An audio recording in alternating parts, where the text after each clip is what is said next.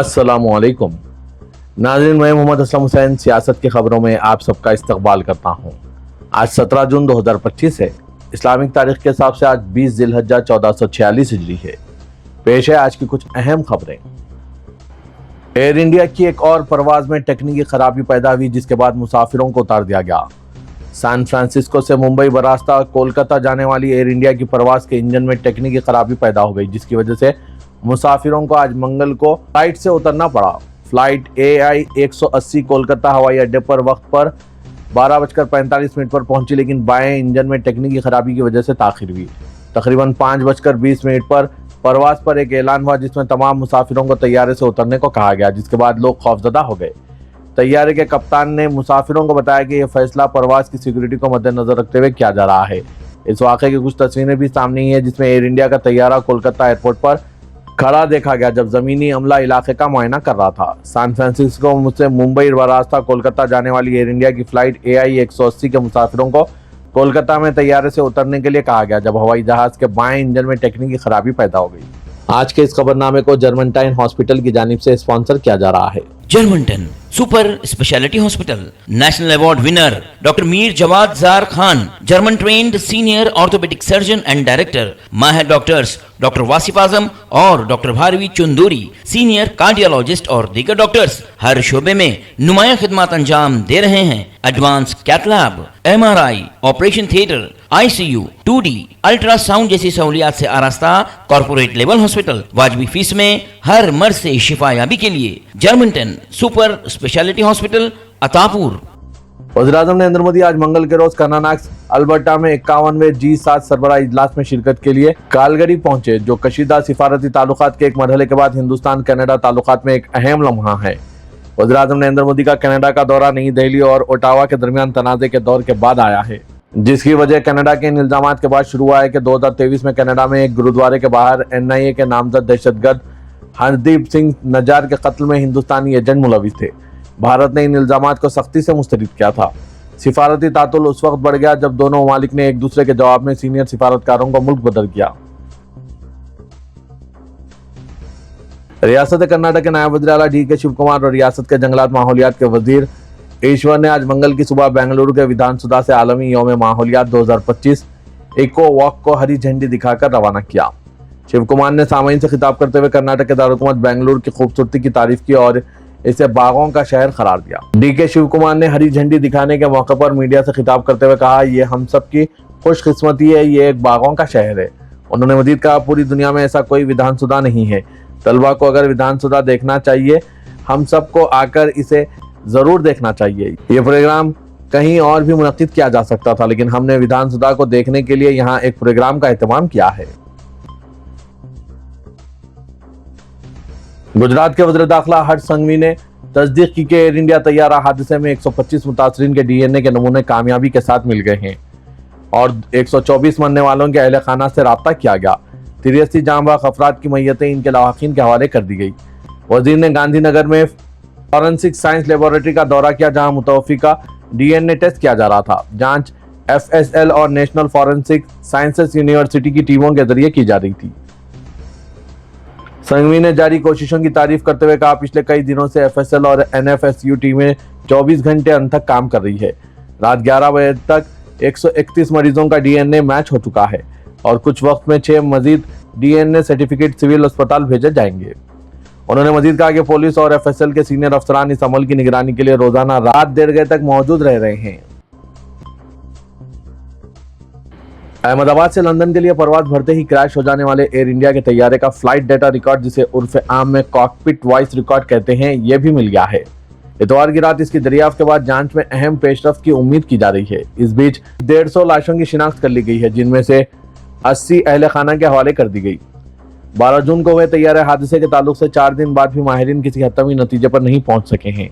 उस रात voice record मिल जाने से कई अहम जानकारियां मिलने का रास्ता हमवार होता दिखाई दे रहा है।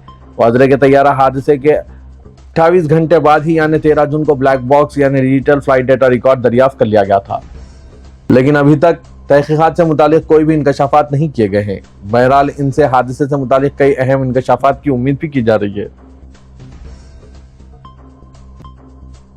2027 में मरदमशुमारी कराने के लिए मोदी हुकूमत ने बाज़ाब्ता नोटिफिकेशन जारी कर दिया। इस बार कौमी मरदमशुमारी में जात पात की गिनती को भी शामिल किया जाएगा, ताहम नोटिफिकेशन में इसका कोई जिक्र नहीं किया गया। नोटिफिकेशन के मुताबिक पूरे मुल्क में तमाम रियासतों और मरकज के ज़ेर इंतजाम इलाकों में कौमी मरदमशुमारी 1 मार्च 2027 से शुरू होगी। ताहम मरकज के ज़ेर इंतजाम लद्दाख, जम्मू कश्मीर, उत्तराखंड और हिमाचल के बर्फानी इलाकों में 1 अक्टूबर 2026 से मरदमशुमारी शुरू हो जाएगी। इससे कबल यूपीए की हुकूमत में 2 मरहले में मरदमशुमारी कराई गई थी। कांग्रेस ने मरदमशुमारी से मुतालिक नोटिफिकेशन में जात पात पर मबनी मरदमशुमारी का जिक्र न होने पर हुकूमत की मंशा पर सवाल उठाए। पार्टी ने सवाल किया कि आया मोदी हुकूमत आरएसएस के दबाव में जात पर मबनी मरदमशुमारी से पीछे हट गई और वो अवाम से किया गया अपना वादा तोड़ रही है।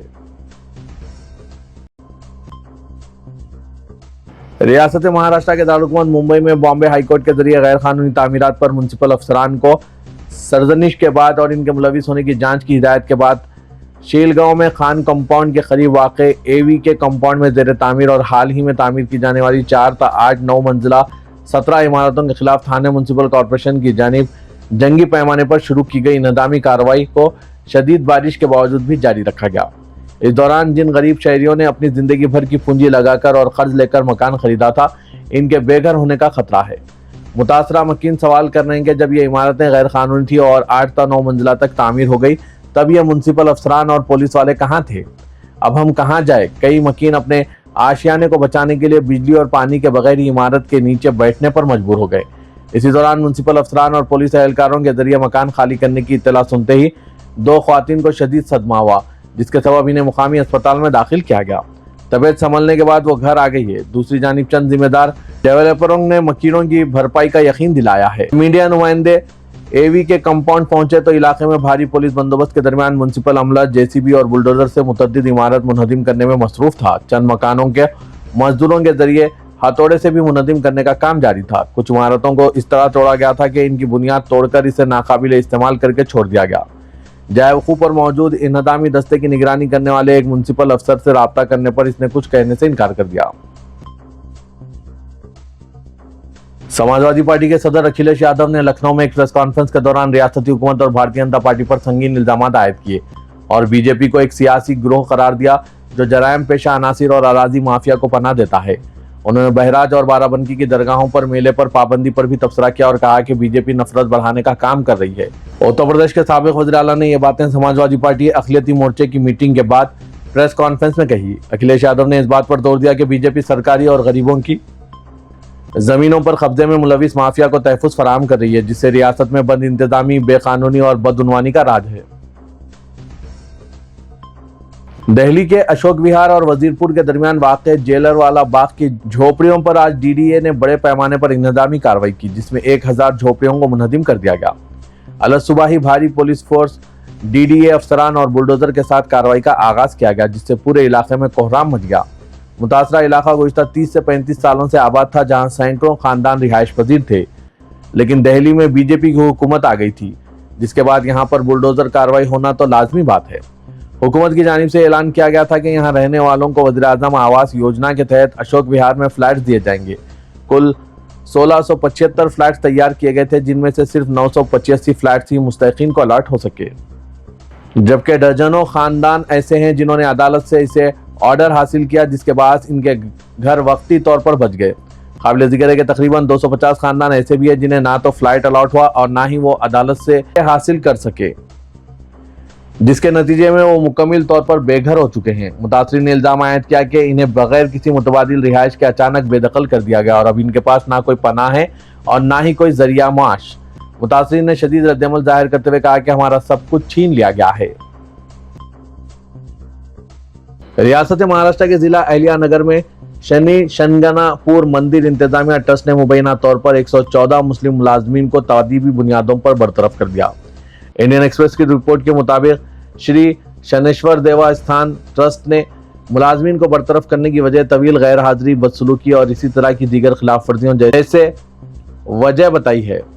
ये इकदाम ट्रस्ट के जरिए मुस्लिम अमले की भर्ती के खिलाफ हिंदुत्व ग्रुपों के एहतजाज के दरमियान सामने आया है। हिंदुस्तान टाइम्स की खबर के मुताबिक मई में एक वीडियो के बाद तनाज़ा खड़ा हुआ, जिसमें मुबैना तौर पर मुसलमान कारकुनों को मंदिर के अंदर देखभाल का काम करते दिखाया गया था, जो सोशल मीडिया पर गर्दिश कर रहा था। अखबार के मुताबिक 21 मई को हिंदुत्व ग्रुपों ने इस मुबैना वीडियो पर एहतजाज किया और मंदिर से मुसलमान अमले को हटाने का मुतालबा किया था। अहमदाबाद लंदन एयर इंडिया के तैयारे के हादसे के 4 दिन बाद हांगकांग से दिल्ली आ रहे एयर इंडिया के एक और बोइंग 787 ड्रीम लाइन तैयारे को टेक ऑफ के चंद मिनट बाद टेक्निकल खराबी का पता चलने के बाद हांगकांग वापस जाना पड़ा। जराये के मुताबिक हांगकांग से दिल्ली आने वाली एयर इंडिया की परवाज AI 315 ने कल रात 11:59 पर हांगकांग से टेक ऑफ किया। रिकॉर्ड के मुताबिक इस परवाज ने 3 घंटे और 9 मिनट की ताखिर से उड़ान की। टेक ऑफ के बाद पायलट को हवा में ही टेक्निकल खराबी का शुबा हुआ। इस पर पायलट ने जहाज को कुछ देर तक समंदर के ऊपर उड़ाया और जब मसला हल ना हुआ तो वापसी का फैसला किया। इसके बाद तैयारा तकरीबन 1 घंटा 19 मिनट के बाद अपनी असल जगह यानी हांगकांग एयरपोर्ट पर वापस पहुंच गया। तैयारा मुकामी वक्त के मुताबिक सुबह 1:18 पर हांगकांग के हवाई अड्डे पर उतरा, जहां टेक्निकी तौर पर इसकी मुकम्मल जांच की गई। इजराइल और ईरान के दरमियान 4 दिनों से जंग जारी है, जिसके जल्द खत्म होने का आसार नजर नहीं आ रहे हैं। ऐसे में ईरान में फंसे हिंदुस्तानी तलबा के इनकला का मुतालबा जोर पकड़ने लगा है। इस दरमियान एक वाक़े से हिंदुस्तानियों के लिए फिक्रमंदी मजीद बढ़ गई है। दैनिक जागरण की एक खबर के मुताबिक तेहरान में वाक़ यूनिवर्सिटी ऑफ मेडिकल साइंसेस में बैनुल-अक़वामी तलबा के हॉस्टल के पास एक हमला हुआ, जिसमें 2 हिंदुस्तानी तलबा जख्मी हो गए। दोनों कश्मीर के रहने वाले हैं। हमले के बाद यूनिवर्सिटी इंतजामिया ने तहफ़्फ़ुज़ाती नुक्ते नज़र से इन तलबा को रामसर शहर से मुंतकिल कर दिया। ईरान में इस वक्त तकरीबन 10,000 हिंदुस्तानी फंसे हुए हैं। तेलंगाना के वज़ीर आला रेवंत रेड्डी ने रियासती वज़रा के साथ इजलास में शिरकत करते हुए मजालिस मुकामी इंतखाबात रैतु भरोसा स्कीम के अलावा ताज़ा तरीन सियासी सूरत हाल पर तबादला ख्याल किया। मौसूख ज़राए के मुताबिक चीफ मिनिस्टर ने हैदराबाद में दस्तयाब वज़रा के साथ इजलास में मजालिस मुकामी इंतखाबात की हिकमत अमली पर गौर किया। वज़ीर आला ने वज़रा से कहा कि वो मजालिस मुकामी इंतखाबात के लिए तैयार हो जाएं और अपने अपने अजला में कायदीन और कैडर को मुतहरिक करें। उन्होंने कहा कि पंचायत राज इदारों के अलावा म्यूनसिपलिटीज़ में कांग्रेस उम्मीदवारों की कामयाबी को यकीनी बनाना वज़रा और अवामी नुमाइंदों की जिम्मेदारी है। चीफ मिनिस्टर ने कहा कि वज़रा को अपने अलॉट करदा मुत्तहदा अजला में अभी से पार्टी कारकुनों के इजलास मुनक्किद करते हुए मजबूत उम्मीदवारों के इंतखाब की राह हमवार करनी चाहिए। चीफ मिनिस्टर का कहना था कि इंतखाबी वादों की तकमील और नई फलाही स्कीमात के सिलसिले में अवाम में शऊर बेदार किया जाए ताकि मजालिस मुकामी में कांग्रेस को कामयाबी हासिल हो। चीफ मिनिस्टर ने यकीन जाहिर किया कि हुकूमत की 1.5 साल कारकर्दगी से इंतखाबात में कांग्रेस को फायदा होगा। मरकजी वजीर कोयला व कानखनी जी किशन रेड्डी ने गांधी अस्पताल का अचानक दौरा करते हुए अवाम को दस्तयाब तिब्बी सहूलतों का जायजा लिया। किशन रेड्डी ने अस्पताल के मुख्तलिफ शोबेजात का मुआयना करते हुए मरीजों से बातचीत की और डॉक्टर्स की अदम मौजूदगी पर नाराजगी जताई। हॉस्पिटल के सुपरिटेंडेंट और दीगर डॉक्टर्स ने कोविड के मरीजों के लिए 2 साल कबल वबा के दौरान कायम किए गए ऑक्सीजन प्लांट का मुआयना कराया। किशन रेड्डी ने हॉस्पिटल में बुनियादी सहूलतों को मजीद बेहतर बनाने की तजवीज़ पेश की और इस सिलसिले में मरकजी हुकूमत से ताउन का यकीन दिलाया। पुराने शहर हैदराबाद में मेट्रो रेल के लिए जायदादों के हुसूल में तेजी की राह हमवार हो गई। महकमा बल्दी नज़्म व नस्र से दारुशफ़ा तक चन्नानगुट्टा राहदारी पर कामों को तेज करने 125 करोड़ रुपए जारी किए जा चुके हैं। हुकूमत ने पुराने शहर की मेट्रो राहदारी को अंदरून 4 साल मुकम्मल करने का ऐलान किया था और दारुशफ़ा तक फलकनुमा जायदादों के हुसूल और इंतजामी कार्रवाइयों का आगाज किया जा चुका है। मेट्रो रेल हुकाम ने इस राहदारी पर कामों में तेजी लाने हुकूमत से बजट में मख्तस 500 करोड़ की इजराई के लिए नुमाइंदगी की थी, जिस पर हुकूमत से 125 करोड़ रुपए की इजराई के अहकाम जारी कर दिए गए। रकम की वसूली के बाद राहदारी पर इंतजामी कार्रवाइयों को मजीद तेज किया जाएगा और जायदादों के हुसूल के लिए मुआवजे की अदायगी को तेज कर दिया जाएगा। एंटी करप्शन ब्यूरो यानी ACB ओहदेदारों ने फार्मूला ई कार रेसिंग केस में BRS के वर्किंग प्रेसिडेंट KTR से 7 घंटों से जायद वक्त तक पूछताछ की। 18 जून से कबल इस वक्त इस्तेमाल किए गए फोन को ACB ऑफिस में जमा कराने की हिदायत भी दी। पूछताछ की तकमील के बाद KTR पार्टी हेडक्वार्टर तेलंगाना भवन पहुंचे, जहां पार्टी कारकुनों ने बड़े पैमाने पर आतिशबाजी करते हुए इनका खैर मकदम किया। खवातीन ने KTR को तिलक लगाया और हरीश राव बगलगिर हुए और बादशाह मीडिया से खिताब करते हुए KTR ने कहा कि उन्होंने सर झुकाने वाला कोई काम नहीं किया है, इसीलिए इन्हें हरगिज शर्मिंदा होने की जरूरत नहीं। चीफ मिनिस्टर रेवंत रेड्डी जेल जा चुके हैं और ये भी जेल भेजकर इत्मीनान की सांस लेना चाहते हैं। ACB ओहदेदारों ने वही सवालात किए जो इन्हें लिख कर दिए गए थे, लेकिन वो इससे डरने घबराने वाले नहीं हैं। अगर जरूरत पड़ी तो जेल भी जाने से पीछे नहीं हटेंगे। KTR ने कहा कि ई फार्मूला कार रेसिंग मसले पर उन्होंने असेंबली में मुबाहस कराने का मुतालबा किया था, जिससे चीफ मिनिस्टर रेवंत रेड्डी राह फरार इख्तियार कर रहे हैं। शहर हैदराबाद के नवाही इलाकों शाहीन नगर, बालापुर, पहाड़ी शरीफ और जलपल्ली हुदूद में इन दिनों गैर समाजी अनासिर की सरगर्मियां उरूज पर पहुंच चुकी है। इन इलाकों में गैर मिजाज कब्जे और गुंडागर्दी खुलेआम होने लगी है। गैर अखलाकी हरकतों और गुंडागर्दी से इलाके के अवाम में खौफ का माहौल पैदा हो गया है। इस तरह के एक ताज़ा वाक़े में नौजवान पर हमला किया गया।